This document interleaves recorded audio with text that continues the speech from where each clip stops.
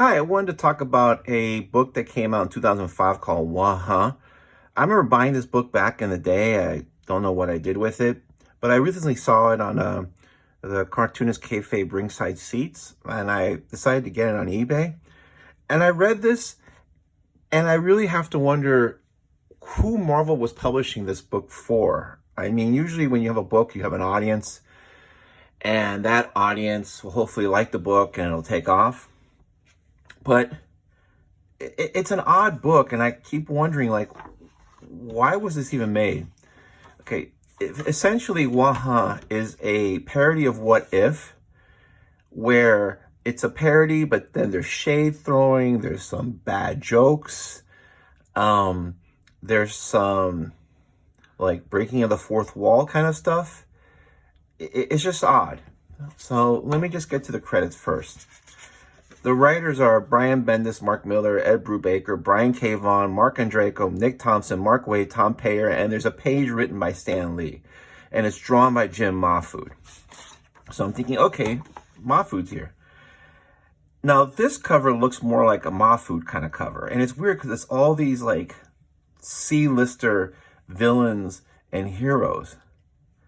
But when you open up the book, the first story you see is that it starts with the Watcher, like a what if story does, but then the Watcher's just being a perv. He's like peering into a woman's window, and then he starts that Watcher soliloquy where he says, "I am the Watcher," this and that.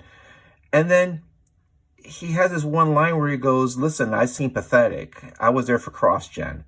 So like Marvel's like taking a shot at cross-gen. I don't know why, but they are.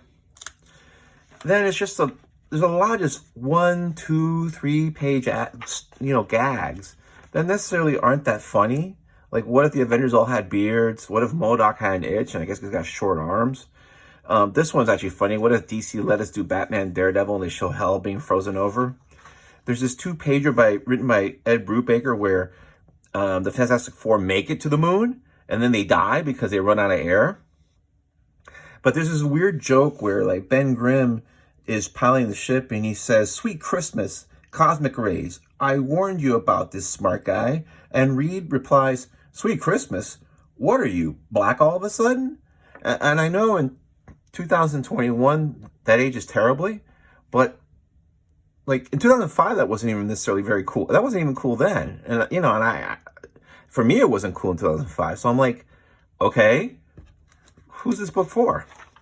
Then they have these one-page things like, what if the internet existed in 1965? And this is like a message board. This is before social media took off. So people would write like, why is Kirby drawing every book? And these kind of like snarky internet kind of comments.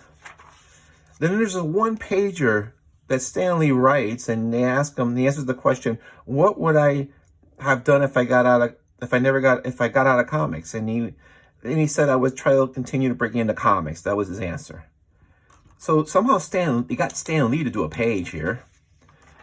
And then, there's other gags. Like, what if Marvel heroes age in real time? They show Spider-Man with a diaper, and they show the Avengers, Captain America's a skeleton, Iron Man's really old, and Thor is still young. And just other, like, what-ifs scenarios that aren't that funny.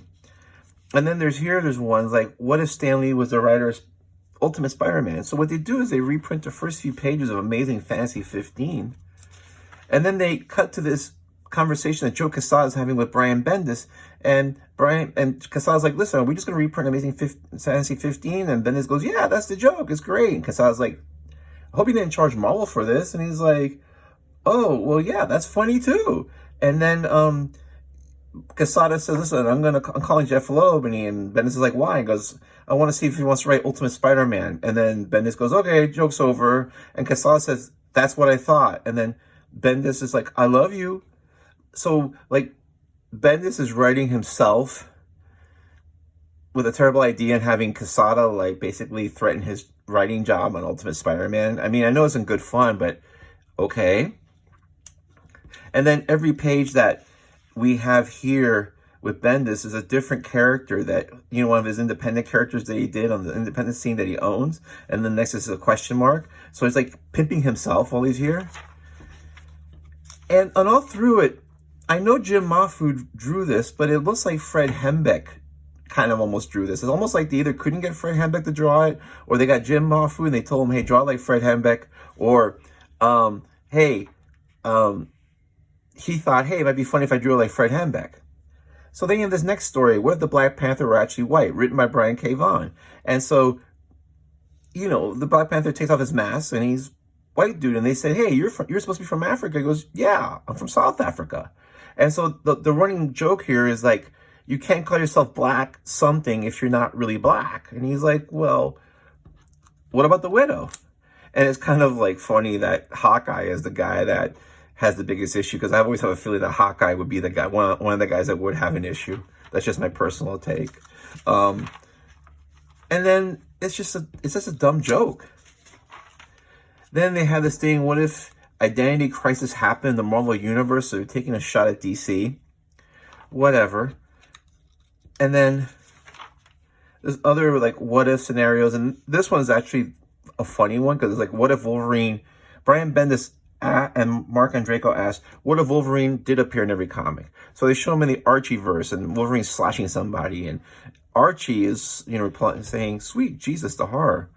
And then they show him in the Pokemon universe, in the manga universe, and they show him in Runaways, and they show how the sales are dying, and then all of a sudden Wolverine's included, and then the sales skyrocket. So it's sort of like they're just admitting that we're putting Wolverine in all these books because we want to sell more books. And I don't know who this is. I don't know if this is supposed to be Bendis or anybody. I don't know.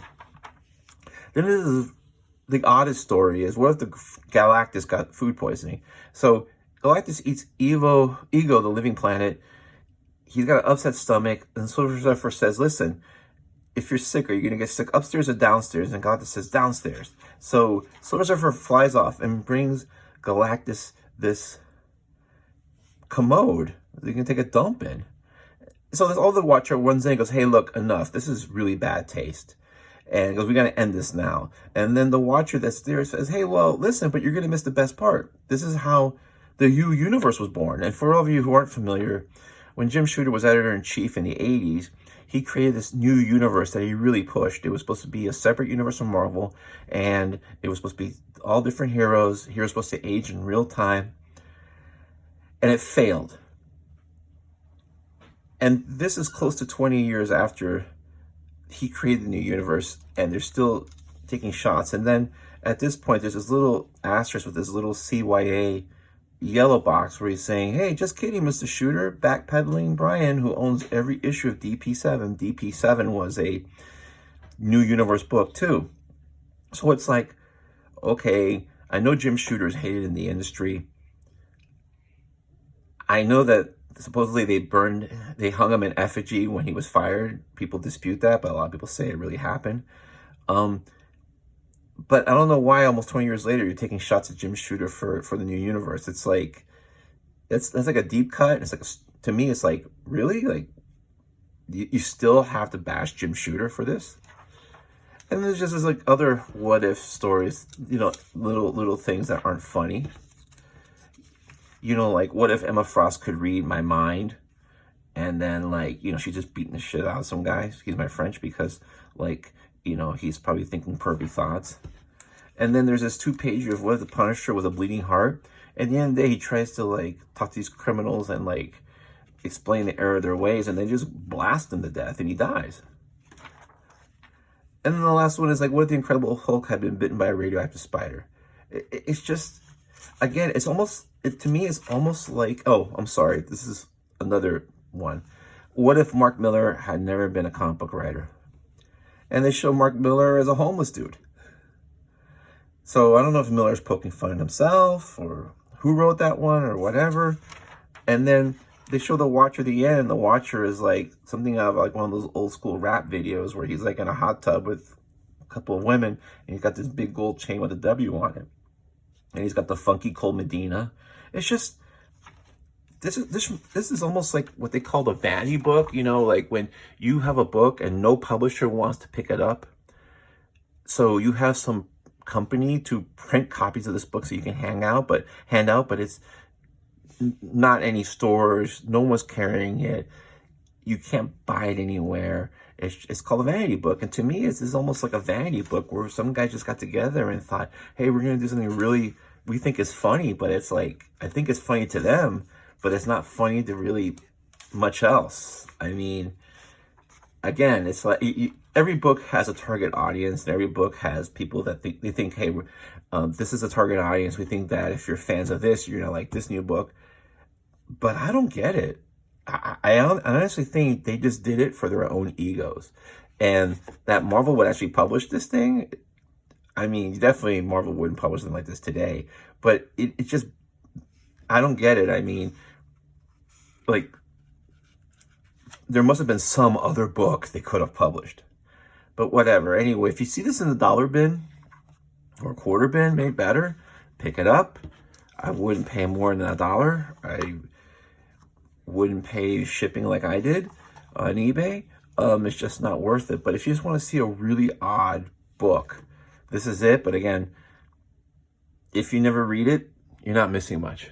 Anyway, so future videos will go on, and they'll be about books that I consider better. But I just remember just thinking that this was just so odd, I didn't want to share it.